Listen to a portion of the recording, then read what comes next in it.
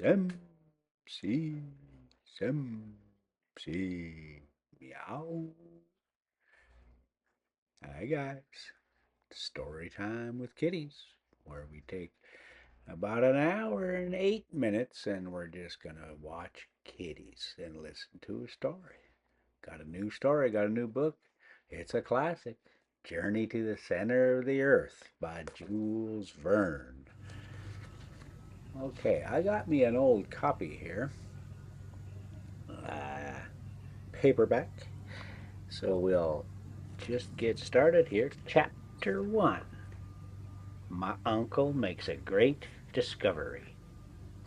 Looking back to all that has occurred to me since that eventful day, I am scarcely able to believe in the reality of my adventures.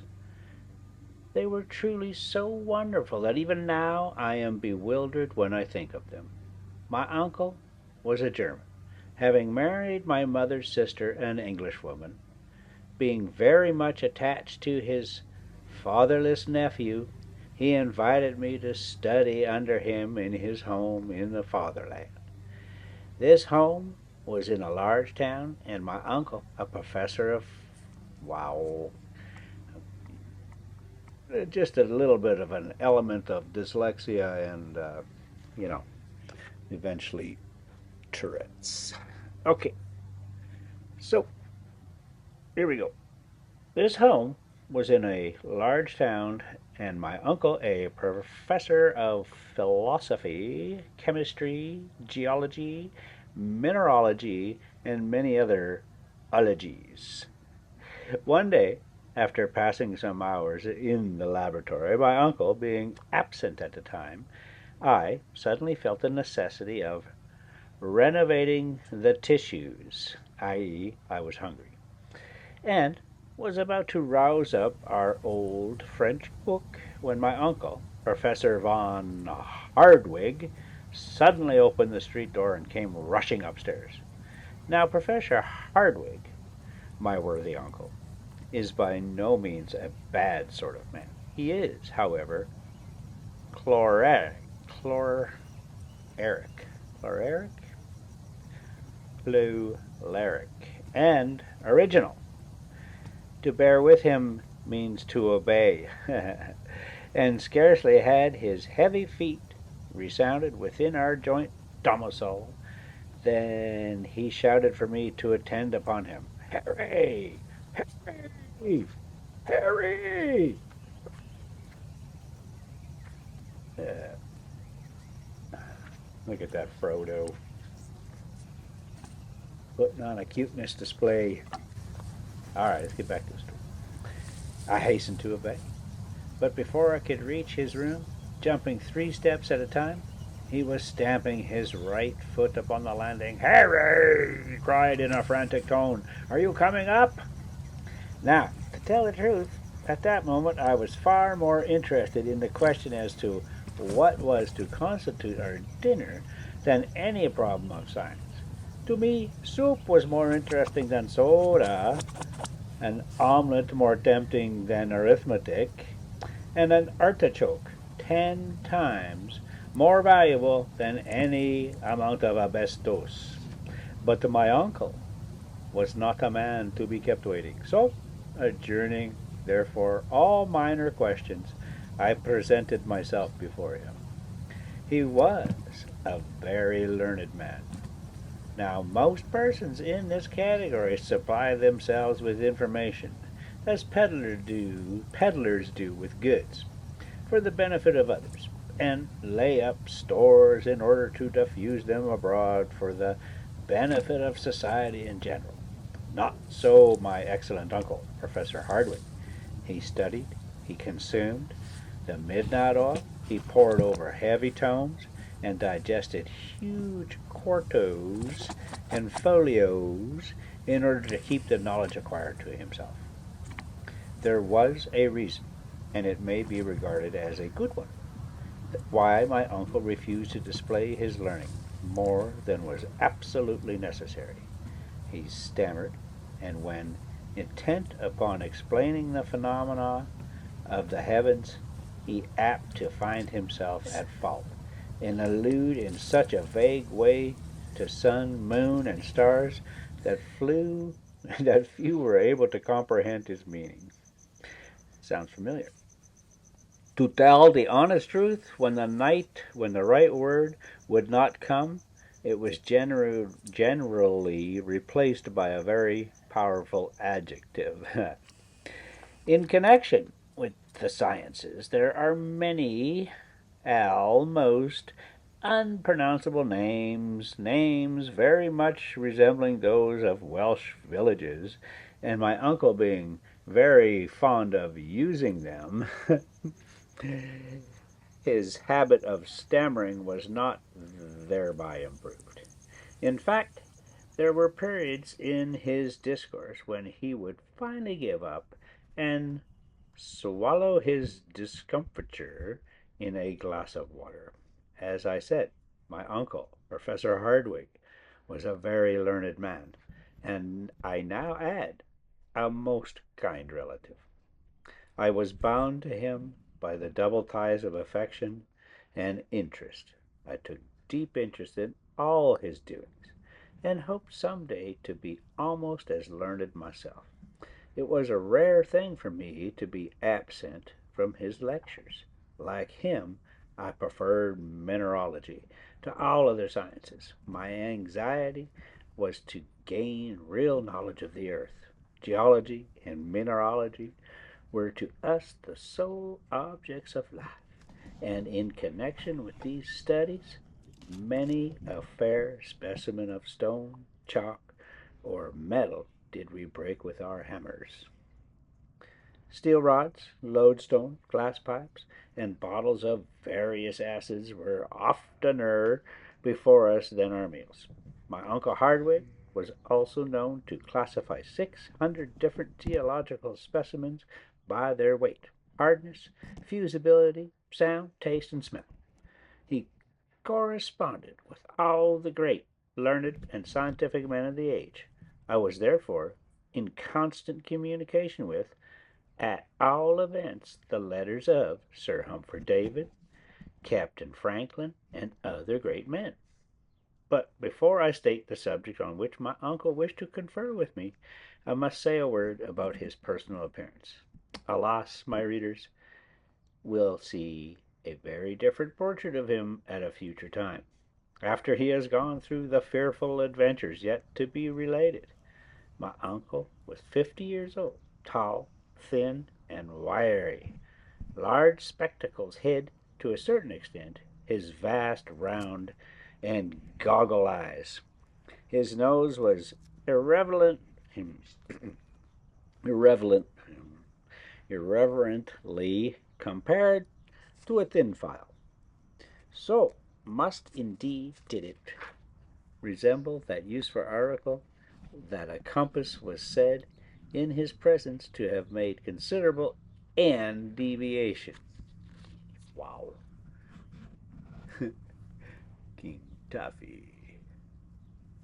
Hello, piano. Okay, here we go. So he's got a file nose, and he knows where it goes. The truth being told, however, the only article really attracted to my uncle's nose was tobacco. Hmm. Another peculiarity of his was that he always stepped a yard at a time, clenching his fist as if he were going to hit you, and it was in one of his peculiar humors, very far from a pleasant companion. So, in other words, he could just like go off. It is further necessary to observe that he lived in a very nice house, and that very nice street, the yep, in Hamburg, though lying in the center of a town, it was perfectly rural in its aspect, half wood, half bricks, with old-fashioned gables, one of the few old houses spared by the great fire of 1842.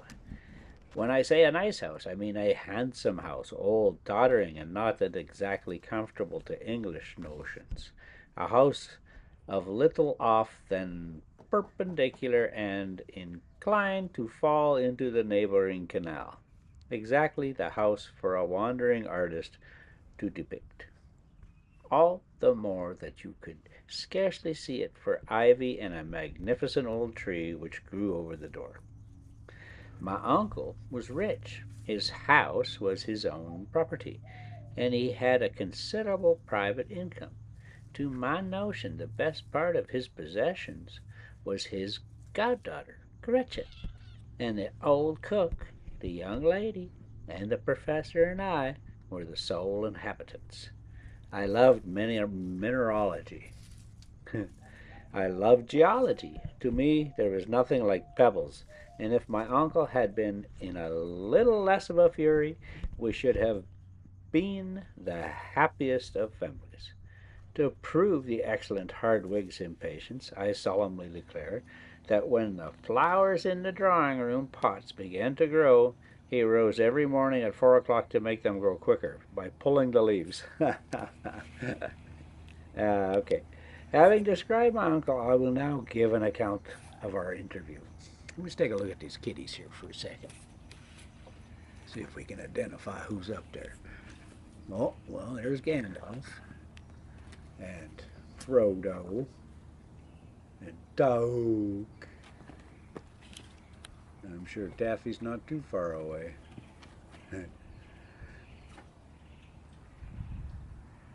Okay, yeah, all right. Now I'm just sitting here watching kitties. That's what you guys are supposed to be doing. Sit back, get on your treadmill, watch some kitties. Okay, here we go. Yep. Having described, okay, well, I will now give an account of our interview. He received me in his study, a perfect museum, containing every natural curiosity that can well be imagined minerals. However, predominating, okay, hang on, man, he received me in his study, a perfect museum, containing every natural curiosity that can well be imagined materials, however, predominating.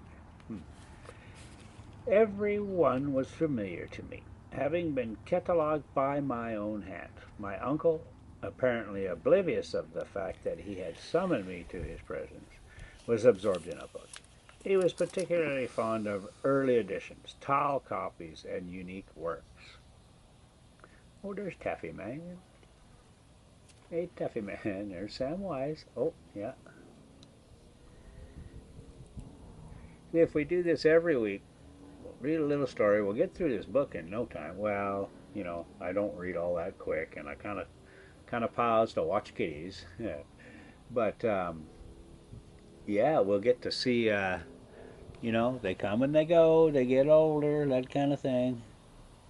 So yeah, it's gonna be fun. I can't wait to take you guys along for the ride. I don't know how far we're gonna get in this book today. Not very far by the looks of it.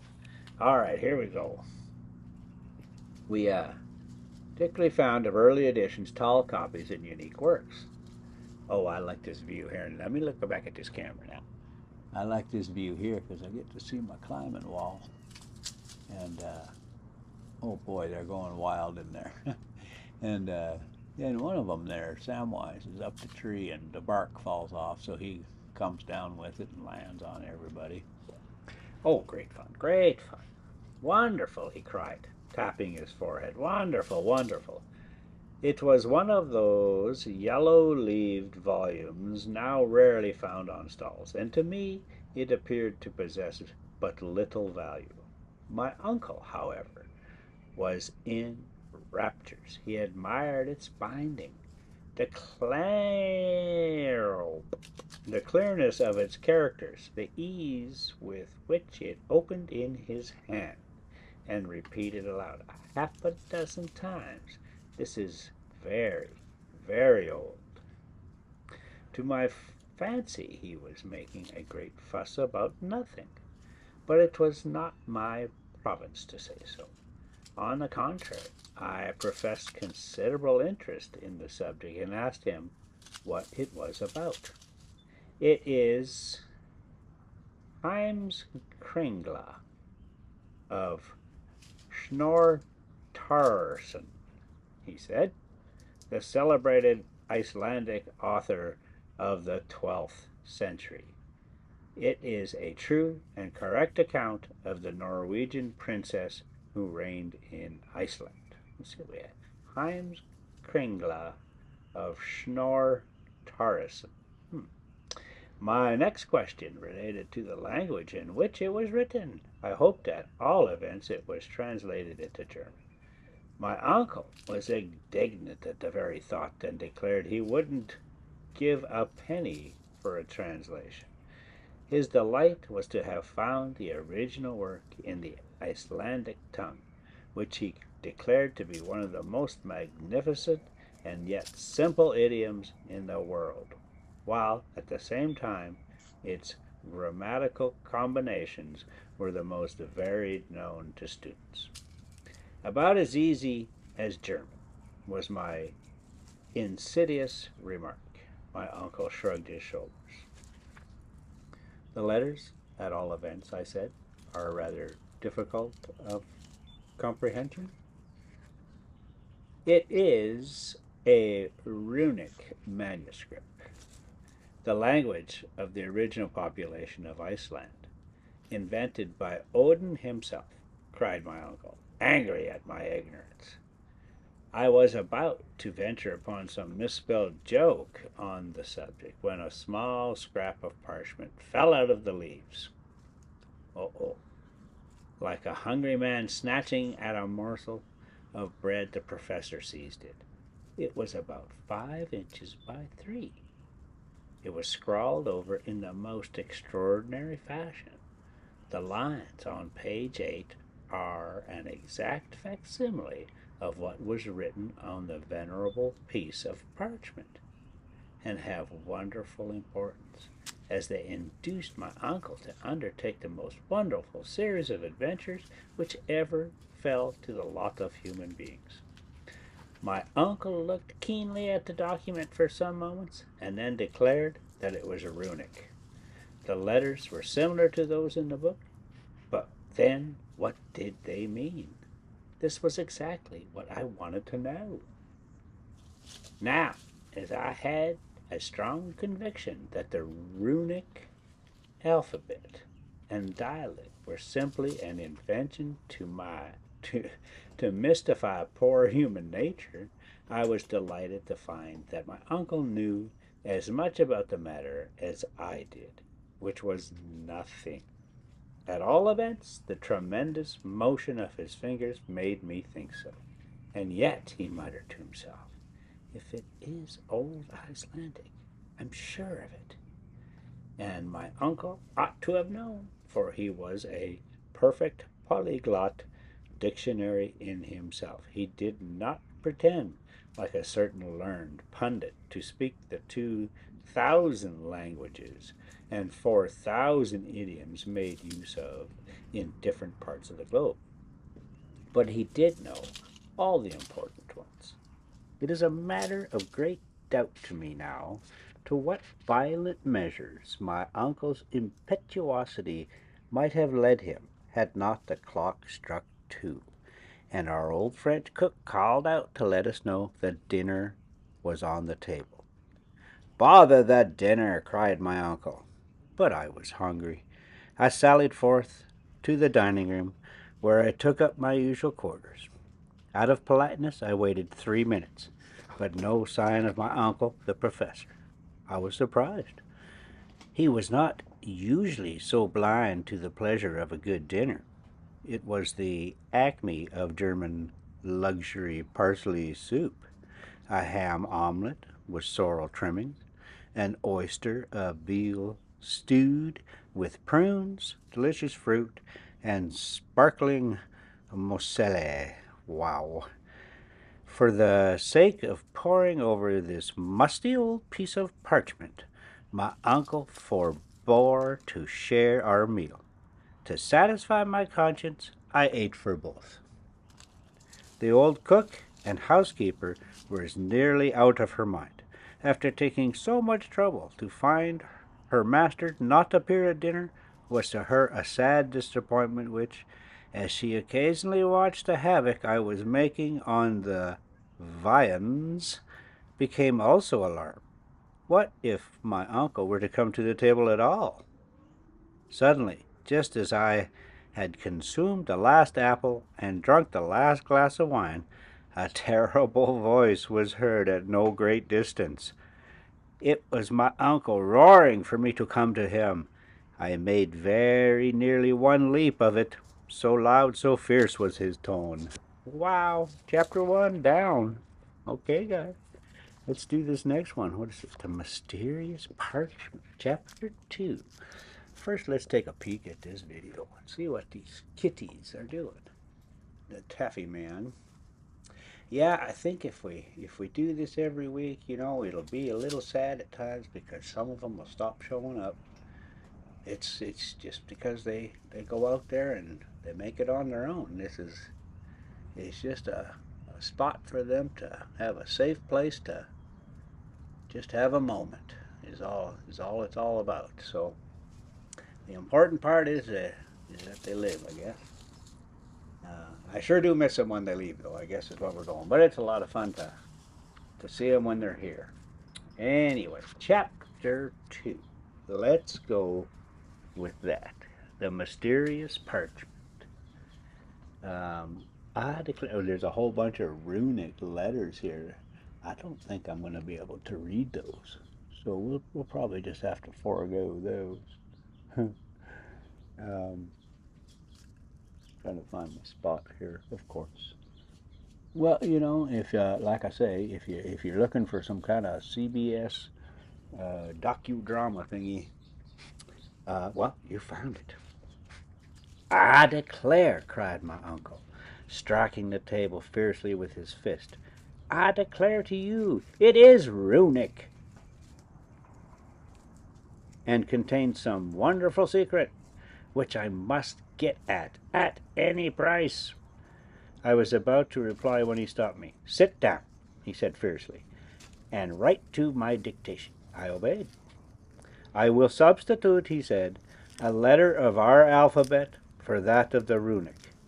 We will then see what that will produce. Now, begin, and make no mistakes. The dictation commenced with the following incomprehensible result. Yeah, those words are just crazy looking. I'm not even gonna try because it's like it says. It's incomprehensible result. But by all means, you should look it up. This is a really good book, and they're practically free. 45 cents this one cost, right there. Let's see, when was that? 1965. Yeah, okay. Scarcely giving me time to finish, my uncle snatched the document from my hands and examined it with the most rapt and deep attention. I should like to know what it means, he said, after a long period. I certainly could not let him, nor did he expect me to, his conversation being uniformly answered by himself. I declare, it puts me in mind of a cryptograph, he cried, unless indeed the letters have been written without any real meaning. And yet, why take so much trouble? Who knows? But I may be on the verge of some great discovery. My candid opinion was that it was all rubbish. But this opinion I kept carefully to myself, as my uncle's choler was not pleasant to bear. All this time he was comparing the book with the parchment. The manuscript volume and the smaller document are written in different hands, he said. The cryptograph is of a much later date than the book. There is an undoubted proof of the correctness of my surmise. Irrefragable proof I took it to be. Wow. And, oh geez, I can't do that one. Okay.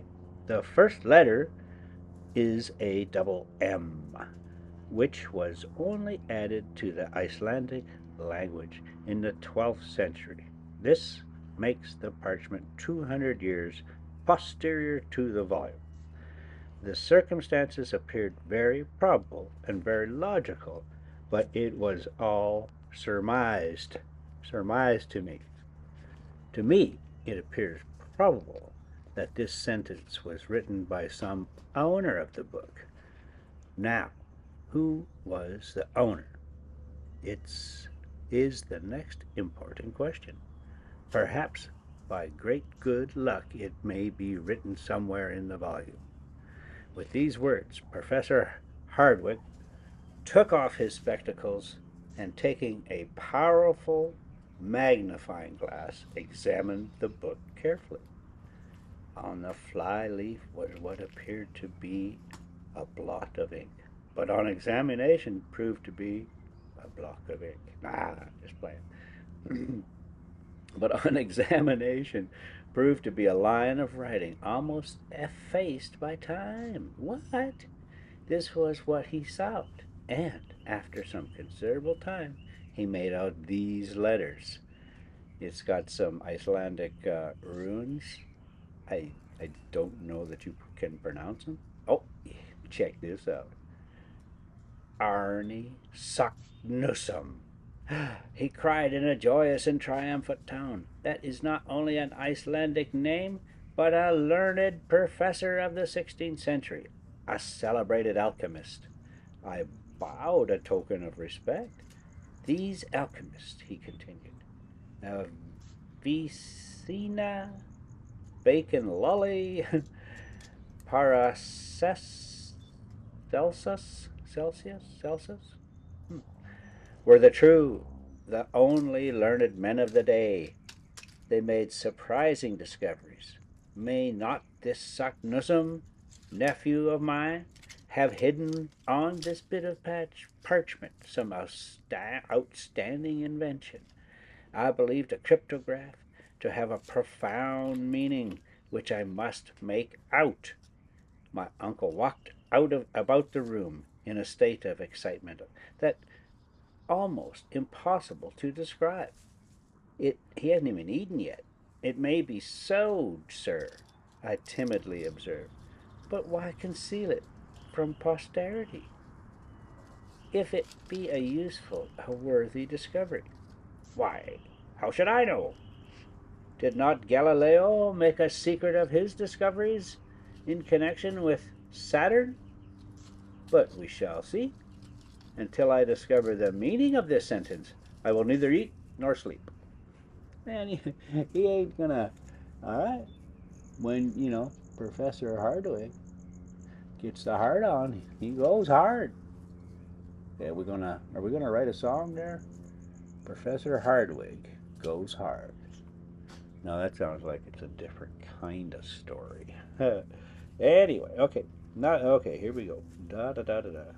Oh. Discoveries. I will neither eat nor sleep. My dear uncle, I began. No, you neither, he added. It was lucky I had taken double allowance that day. In the first place, he continued, there must be a clue to the meaning. If we could find that, the rest would be easy enough. I began seriously to reflect. The prospect of going without food or sleep was not a promising one, so I determined to do my best to solve the mystery. My uncle, meanwhile, went on with his soliloquy. The way to discover it is easy enough. In this document there are 132 letters, giving 79 consonants to 53 vowels. This is about the proportion found in most southern languages. The idioms of the North being much more rich in consonants. When we may confidently predict, therefore, that we have to deal with a Southern dialect. Nothing could be more logical. Now, said Professor Hardwick, to trace the particular language. As Shakespeare says, that is the question, was my rather satirical reply. This man, Saknussemm, he continued, was a very learned man. Now, as he did not write in the language of his birthplace, he probably, like most learned men of the 16th century, wrote in Latin. If, however, I prove wrong in this guess, we must try Spanish, French, Italian, Greek, and even Hebrew. My own opinion, though, it's decidedly in favor of Latin. This proposition startled me. Latin was my favorite study, and it seemed sacrilege to believe this gibberish to belong to the country of Virgil. Barbarous Latin in all probability, continued my uncle, but still Latin. Very probably, I replied, not to contradict him. Let us see into the matter, continued my uncle. Here, you see we have a series of 132 letters, apparently thrown pell-mell upon paper, without method or organization. There are words which are composed wholly of consonants, such as that one. Others which are nearly all vowels. The fifth, for instance, which is that one. And one of the last, oh boy, and I'm not even going to try this. I have no idea what they would even sound like. I may as well say, yep, that. This appears an extraordinary combination. Oh boy, I should try that word. Oseibo. Acebo? That's just not going to sound right. Okay. This appears an extraordinary combination. Probably we shall find that the phrase is arranged according to some mathematical plan. No doubt a certain sentence has been written out and then jumbled up, some plan to which some figure is the clue. Now, Harry, to show you your English wit, what is that figure? I could give him no hint. My thoughts were indeed far away. While he was speaking, I had caught sight of the portrait of my cousin Gretchen, and was wondering when she would return. We were affianced and loved one another very sincerely. But my uncle, who never thought even of such sublunary matters, knew nothing of this. Without noticing my abstraction, the professor began reading the puzzling cryptograph all sorts of ways, according to some theory of his own. Presently arousing my wandering attention, he dictated one precious attempt to me. I mildly handed it over to him. It read as follows: it's a mess. It's like, oh yeah, it's my speak. Here, I can do this. Imnesim de hatten snakken er schoten serarten staven du äten sitten sadne lakken do so nilu som in mek metra sit like asenil.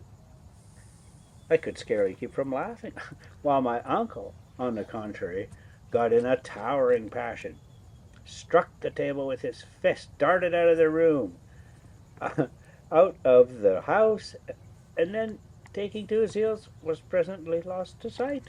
So he just up and ran away. Well, that's the end of chapter 2. So I guess we're moving on to chapter 3. An astonishing discovery. What is the... Man, did that guy run out of room because I said that word? I mean, I didn't say that word. I just said a bunch of gibberish. Did I scare somebody? Did I open up a vortex? All right, chapter 3.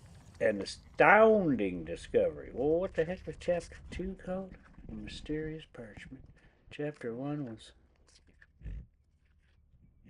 Great Discovery.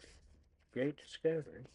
And this one's an astounding discovery. Well, here we go. What is the matter? Cried the cook, entering the room. When will master have his dinner? Never! And his supper? I don't know. He says he will eat no more. Neither shall I. My uncle has determined to fast and make me fast until he makes out this abominable inscription, I replied. You will be starved to death, she said. I was very much of the same opinion, but not liking to say so, sent her away and began some of my usual work of classification. But try as I might, nothing could keep me from thinking alternately of the stupid manuscript and of the pretty Gretchen. Several times I thought of going out, but my uncle would have been angry at my absence. At the end of an hour, my allotted task was done. How to pass the time? I began by lighting my pipe. Like all other students, I delighted in tobacco, and seated myself in the great armchair and began to think. Where was my uncle? I could easily imagine him tearing along some solitary road, gesticulating, talking to himself, cutting the air with his cane, and still thinking of the absurd bit of hieroglyphics. Would he hit upon some clue? Would he come home in better humor? While these thoughts were passing through my brain, I mechanically looked up the I mechanically took up the X-Scrabble puzzle and tried every imaginable way of grouping the letters. I put them together by twos, by threes, fours, and fives. In vain. Nothing intelligible came out except that the 14th, 15th, and 16th made ice in English. The 84th, 85th, and 86th, the word sir. Then at last I seemed to find the Latin words rota, mutable, mutabile, ira, nec, atra. Ha! There seems to be some truth in my uncle's notion, I thought. Then again, I seemed to find the word luco, which means sacred wood. Then in the third line, I appeared to make out the biled, a perfect Hebrew word. And at the last syllables, mer, ar, mer, which were French. It was enough to drive one mad. 4 different idioms in this absurd phrase. What connection could there be between ice, sir, anger, cruel, sacred wood, changing, mother, R and C, the first and the last might, in a sentence connected with Iceland, mean sea of ice? But what of the rest of this monstrous cryptograph? I was, in fact, fighting against an insurmountable difficulty.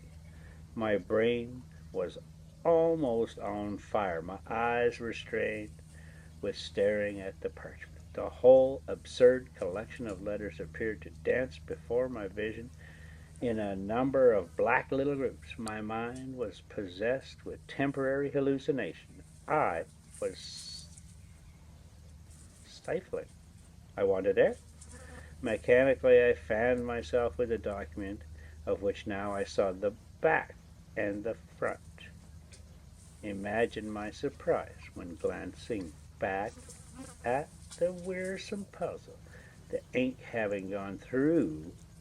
I clearly made out Latin words, and among others, Craterum and Terrestre. I didn't say that right. Terrestre, estre. I endeavored to learn Latin a couple of times, and I endeavored to learn French a couple of times, and German several times, and Navajo several times. I do not have the command of the English language, so we'll go with Martian next. We'll try. I think I could nail that one. I got that. All right, so here we go. I have discovered the secret. It came upon me like a flash of lightning. I had got the clue. All you had to do to understand the document was to read it backwards. All the ingenious ideas of the professor were realized. He had dictated it rightly to me. By a mere accident, I had discovered what he so much desired. My delight, my emotion, may be imagined. My eyes were dazzled, and I trembled so that at first I could make nothing of it. One look, however, would tell me all I wished to know. Read me, let me read, I said to myself after drawing a long breath. I spread it before me on the table. I passed my fingers over each letter. I spelt it through. In my excitement, I read it out. What horror and stupefaction took possession of my soul. I was like a man who had received a knockdown blow. Was it possible that I really read the terrible secret, and it had really been accomplished? A man had dared to do what? Now, living being should ever know. No living being should ever know. Never, cried I, jumping up. Never shall my uncle be made aware of this dread secret. He would be quite capable of undertaking the terrible journey. Nothing would check him, nothing stop him. Worse, he would compel me to accompany him, and we should be lost forever. But no, such folly and madness cannot be allowed. I was almost beside myself with rage and fury. My worthy uncle is already nearly mad, I cried aloud. This would finish him. By some accident he would make the discovery, in which case we are both lost. Perish the fearful secret. Let the flames forever bury it in oblivion.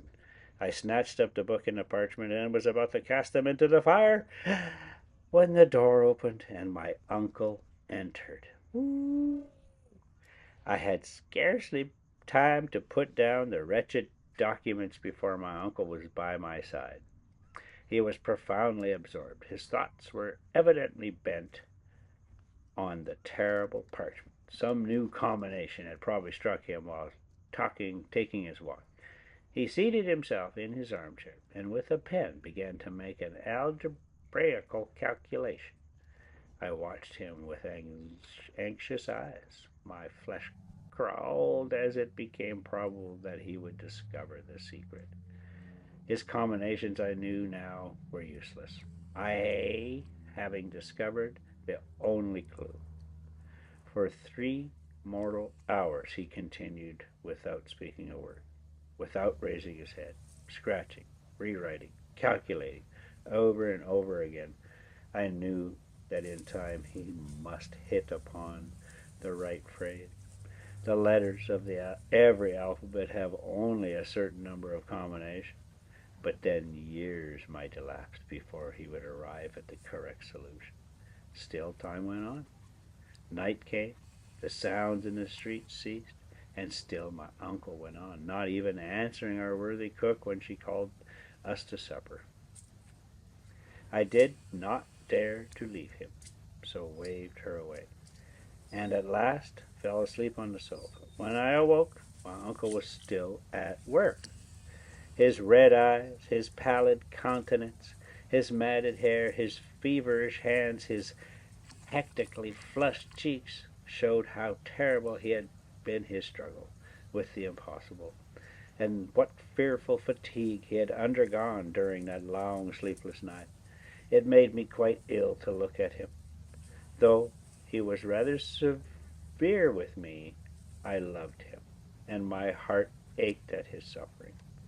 He was so overcome by one idea that he could not even get in a passion.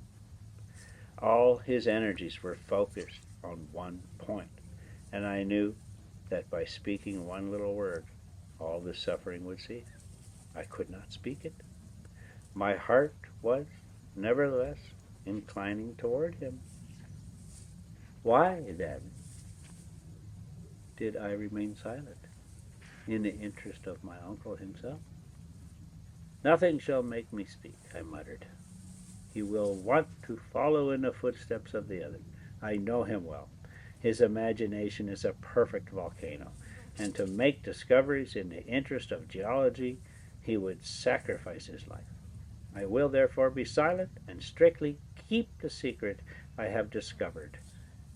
To reveal it would be suicide. He would not only rush himself to destruction, but drag me with him.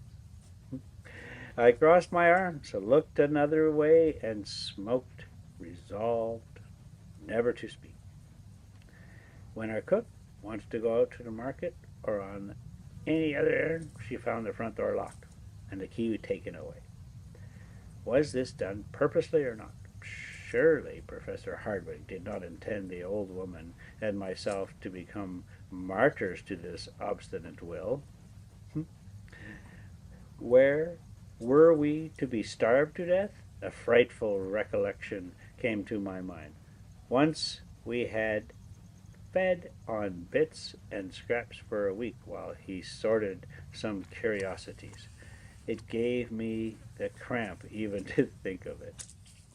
I wanted my breakfast, and I saw no way of getting it. Still, my resolution held. Good. I would starve rather than yield. But the cook began to take me seriously to task. What was to be done? She could not go out, and I dared not. My uncle continuing, and writing. His imagination seemed to have transported him to the sky. He neither thought of eating or drinking. In this way, 12 o'clock came round. I was hungry, and there was nothing in the house. The cook had eaten the last bit of bread. This could not go on. I did, however, until 2, when my sensations were terrible. After all, I began to think the document very absurd. Perhaps it might only be a gigantic hoax. Besides, some means would surely be found to keep my uncle back from attempting any such absurd expedition. On the other hand, if he did attempt anything so quixotic, I should not be compelled to accompany him. Another line of reasoning partially decided me. Very likely he would make the discovery himself when I should have suffered starvation for nothing. You're going anyway, so yep. Under the influence of hunger, this reasoning appeared admirable. I determined to tell all. So it's like, what, a couple hours later, from I ain't saying nothing to, yep, here, man, anything you want to know? The question now arose as to how it was to be done. I was still dwelling on the thought when he rose and put on his hat. What? Go out and lock us in? Never. Uncle, I began. He did not appear even to hear me. Professor Hardwick, I cried. What? He retorted. Did you speak? How about the key? What key? The key of the door. No, of these horrible hieroglyphics.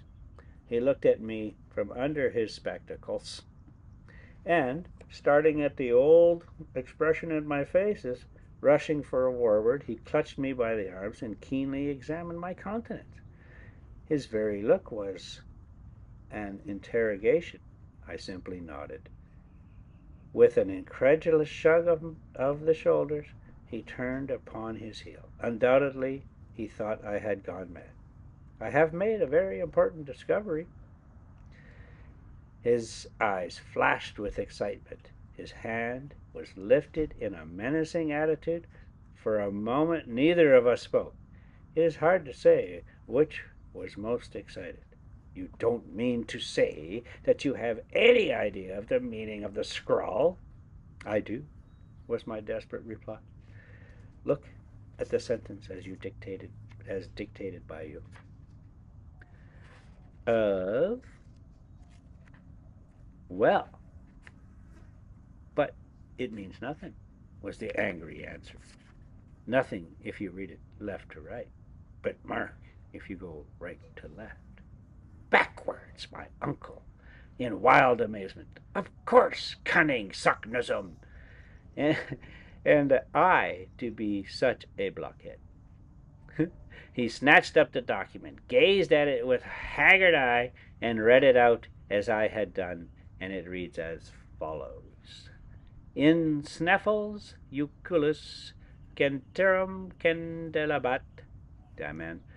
Okay, it says a whole bunch of shit, and then says Arnie Sugnos. Okay, which dog Latin being translated, dog Latin being translated as follows: Descend into the crater of Eucul of Sneffels, which the shade of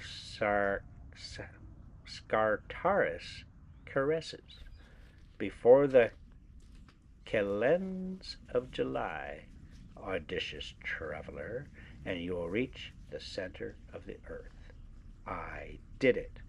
Arnie Sognussum. My uncle leaped 3 feet from the ground with joy. He looked radiant and handsome. He rushed about the room, wild with delight and satisfaction. He knocked over tables and chairs. He threw his books about until at last, utterly exhausted, he fell into his armchair. What's o'clock? He asked. About 3. My dinner does not seem to have done me much good, he observed. Let me have something to eat. We can then start at once. Get my portmanteau ready. For what? What for? And your own, he continued. We start at once. My honor may be conceived, I resolved, however, to show no fear. Scientific reasons were the only ones likely to influence my uncle. Now, there were many against this terrible journey. The very idea of going down to the center of the earth was simply absurd. I determined, therefore, to argue the point after dinner. My uncle's rage was now directed against the cook for having no dinner ready. My explanation, however, satisfied him, and giving her the key, she soon contrived to get sufficient foods to satisfy our voracious appetites.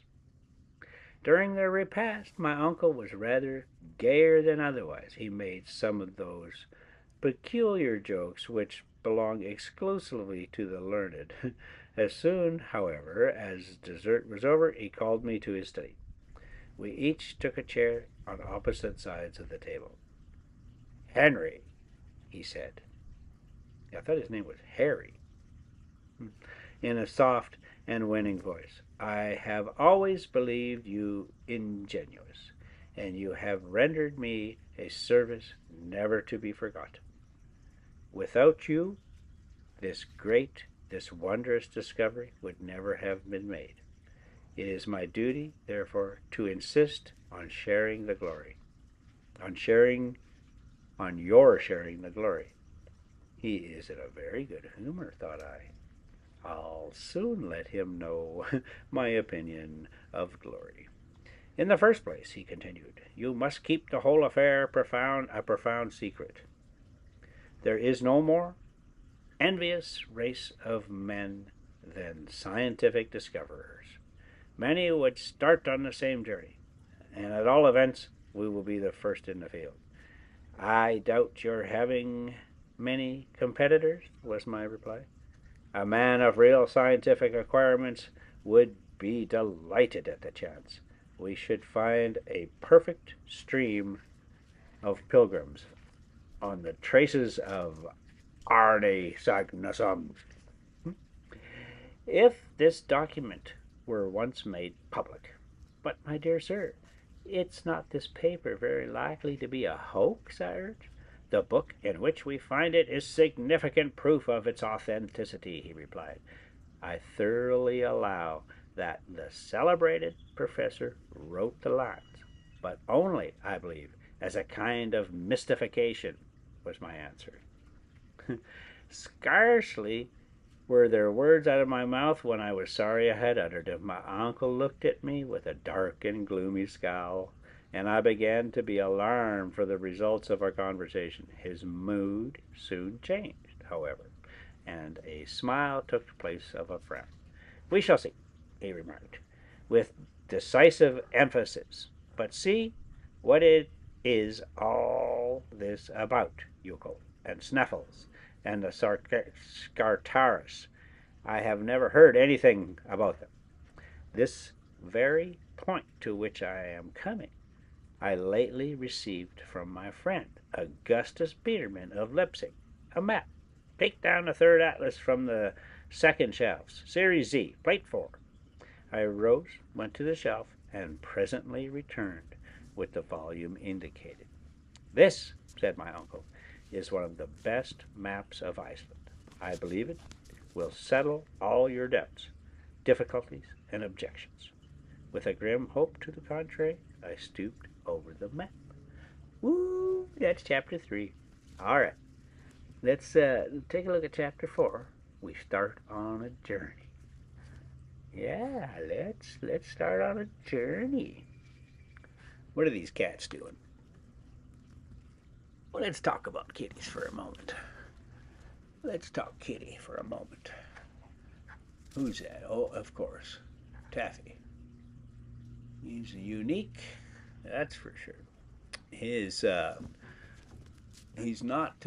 He's about 3 days older than the other ones there, and his mother. He's, as far as we know, a one kitten mother, and she dropped him off pretty early. He was like 3 weeks old, maybe, and she stuck him in a pile of sticks in the garden, and she would come back once in the morning to check on him. She'd call him out of the pile of sticks. He'd always be in there, and she'd call him out, give him some food, and then tell him to go back in there, and he'd go back in there. And then she'd come back in the evening and call him out, give him some food, and yeah, that was basically his whole bit for quite some time, until he started to come out and visit with these other guys, because the mother of them other four dropped him right in the courtyard, and yeah, we never saw her until she had the kittens, and then all of a sudden she was right there. "Look at me, I got kittens."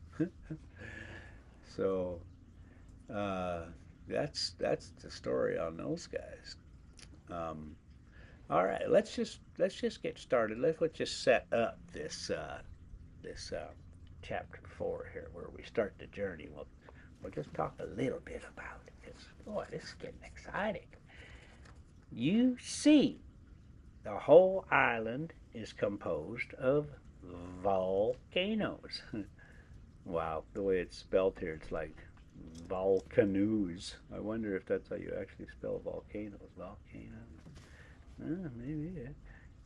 Yeah. I don't think that's the way you spell canoes. How about that? Said the professor. Yeah, I did say something about dyslexia, didn't I? Yeah. Said the professor, and remarked carefully that they all bear the same name of Yokul. Yokul. That's a Youkul. The word is Icelandic, and it means a glacier. Oh, see? Y'all learned something. I spelt it. I said it the way I say it. I don't know if it's right. Look it up. Let me know. In most of the lofty mountains in that region, the volcanic eruptions come forth from ice-bound caverns. Hence the name applied to every volcano on this extraordinary island. But what does this word, Snuffles, mean? To this question I expected no... Who's that crying? That's what everybody's wondering. Okay, I expected no rational answer. I was mistaken. Follow my finger to the western coast of Iceland. There you see Reykjavik, its capital. Follow the direction of one of its innumerable fjords or arms of the sea, and what do you see below the 65th degree of latitude? A peninsula very like a thigh bone in shape, and in the center of it, a mountain. Well, that's Sneffels. I had nothing to say. That is Sneffels, a mountain about 5,000 feet in height, one of the most remarkable in the whole island, and certainly doomed to be the most celebrated in the world, for through its crater we shall reach the center of the earth. Impossible! Cried I, startled and shocked at the thought. Why impossible? Said Professor Hartley in his severest tone.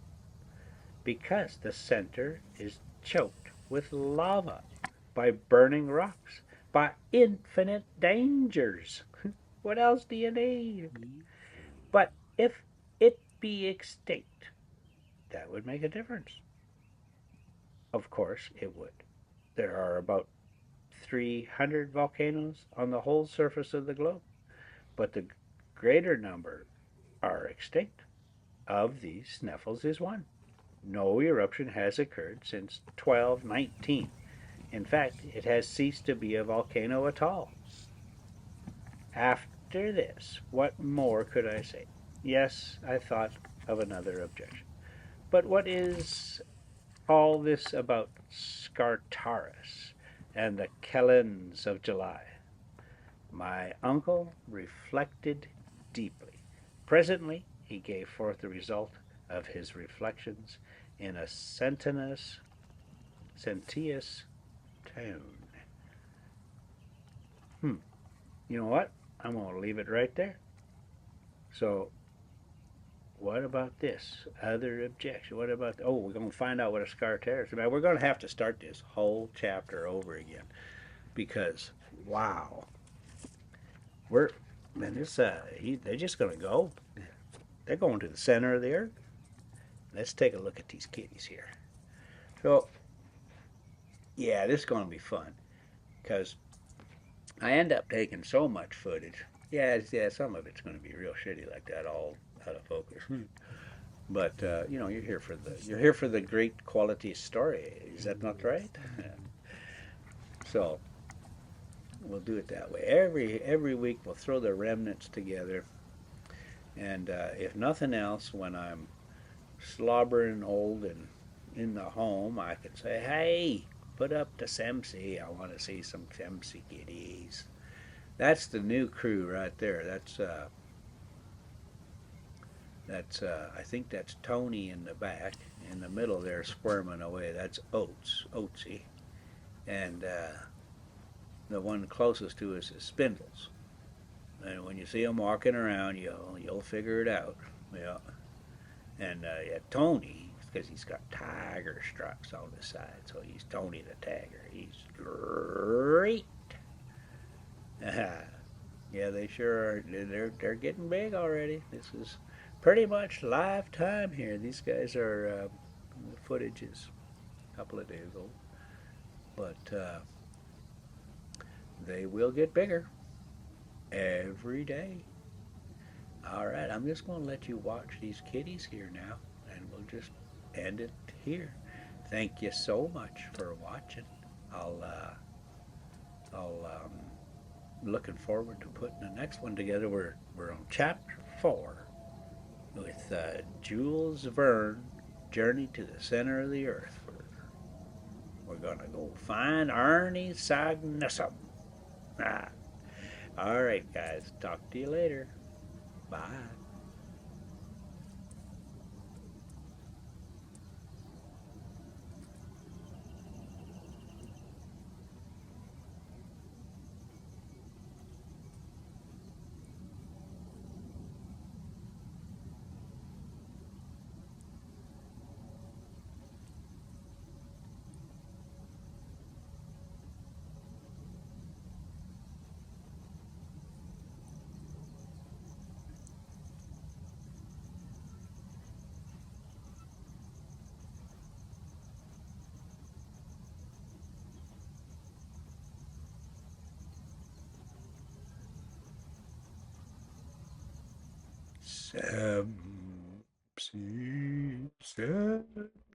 MC.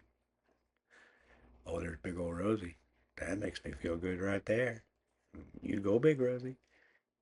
You go, big Rosie.